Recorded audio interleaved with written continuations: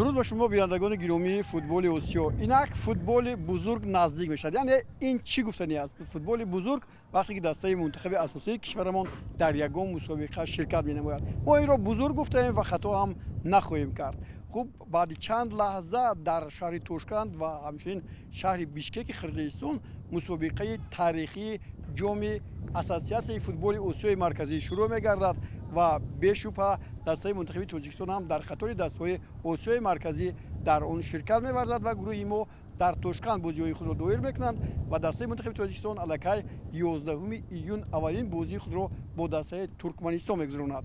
امروز ما به ورزشگاه مرکزی اومدیم با اون خاطر که امروز دسته منتخبی تاجیکستان مشق‌های خود را در اینجا شروع کرده به انجام می‌رساند و پگاه به شهر توشکند سفر می‌نماید. متخصص خورواتی پتر شگرت که سالی گذشته توانست تیم ملی تاجیکستان را با آرزوی آمالش راحت گرفتن به جام آسیا رساند. هیئت تیم ملی را برای مسابقه کافا نیشن کاپ 2023 که از 10 تا 20 ایون تحت سرپرستی اساسیاسیون فوتبال آسیای مرکزی برگزار می شود اعلام کرد. هیئت منتخب تاجیکستان برای آمادگی و شرکت در جام ملت‌های اساسیاسیون فوتبال آسیای مرکزی 26 بازیگر، 3 دروازه‌بان، 10 حمایتگر، 9 نیم حمایتگر و 4 حمله‌گر شامل شدند. حالا دستاندرکاران تیم منتخب آمادگی را به مسابقه جام کافا آغاز کردند و در روزی که برنامه ما را تماشا میکنید دسته به شهر توشکند سفر کرد. ها در ورزشگاه مرکزی همگی 14 نفر بازیگران با مربیان هستند. پتر شگرت کدام بازیگران را به دسته دعوت نموده است.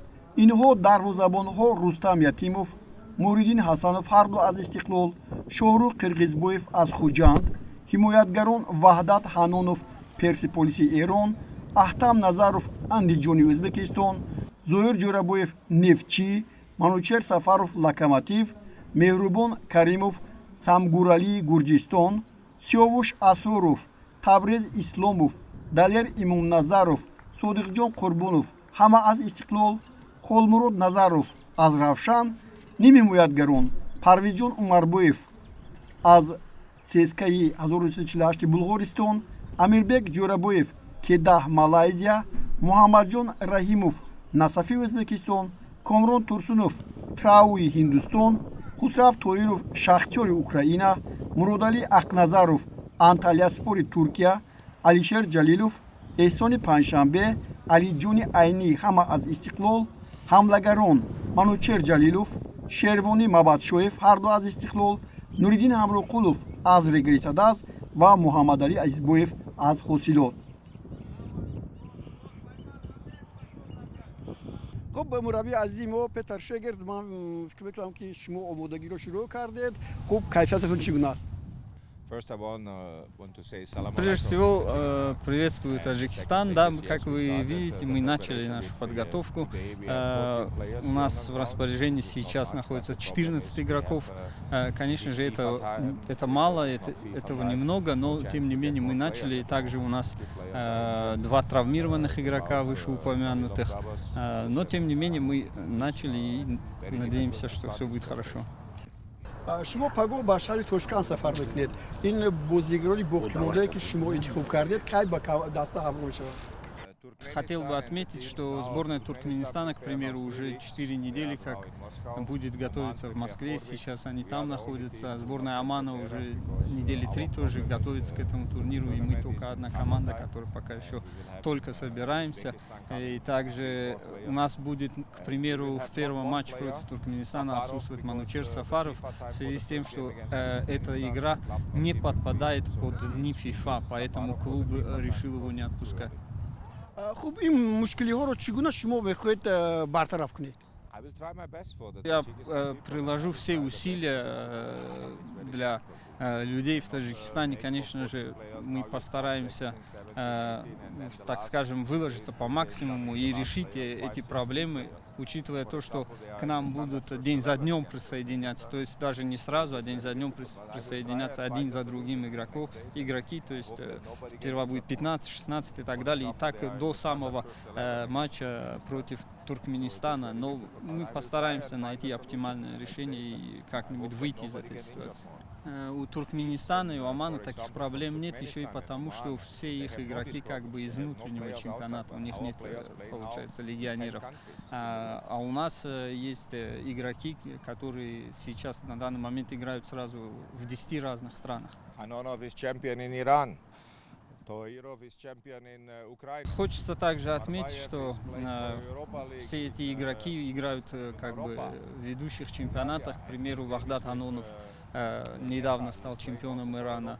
Парвиз Умарбаев играет в Болгарии и будет выступать в Лиге Европы. Мехрубом Каримов стал чемпионом своей страны за свою команду. То же самое с Хусравом Туировым. Поэтому как бы этот турнир, который КАФА запланировала, к сожалению, оно начинается не в дни ФИФА. И получается так, что Таджикистан сейчас та команда, которая больше всего от этого пострадает. Но это, конечно, невероятно, но мы постараемся.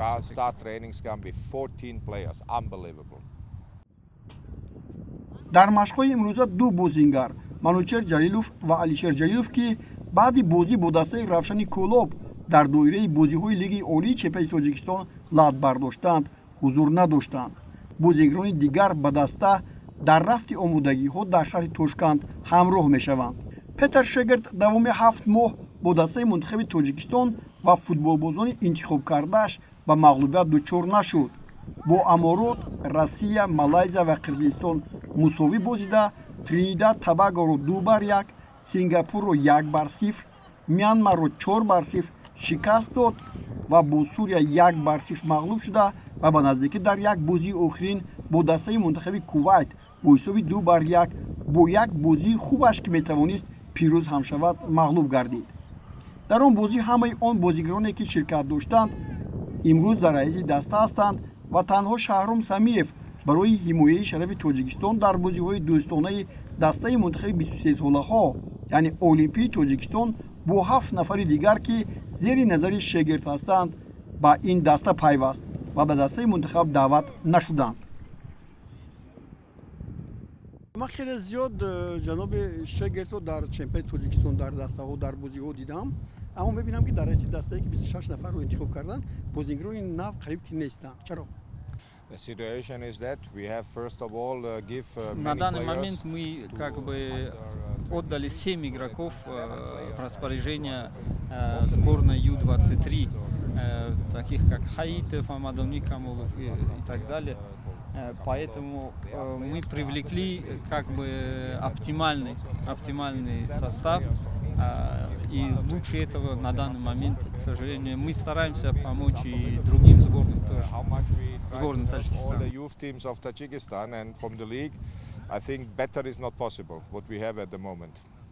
Также хочется сказать, что те игроки, которые сейчас выступают за рубежом, такие как, к примеру, Зоир Джурабуев, Амирбек Джурабуев, Парвиз Умарбуев и так далее, это игроки очень высокого уровня, поэтому привлекать их или не привлекать, такого вопроса даже не стоит, и это не подлежит обсуждению, потому что мы нуждаемся в такого рода игроках.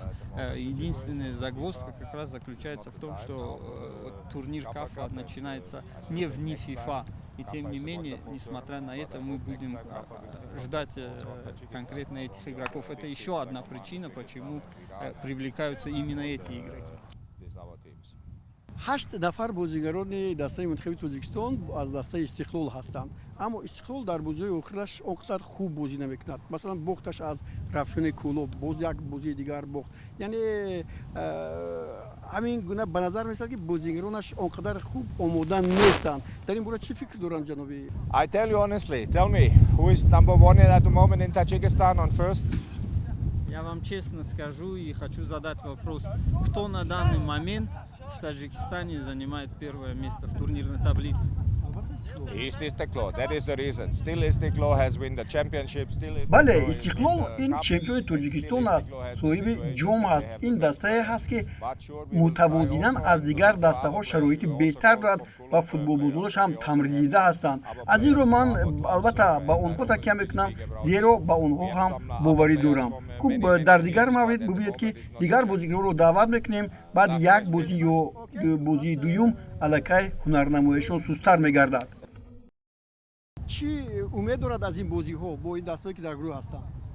So, what are you expecting from this game in CAF with these teams? We will see. We will try our best. Rahmat. ба суханони Петр Шегирт дар ҷараёни ин машқҳо бовар кардам.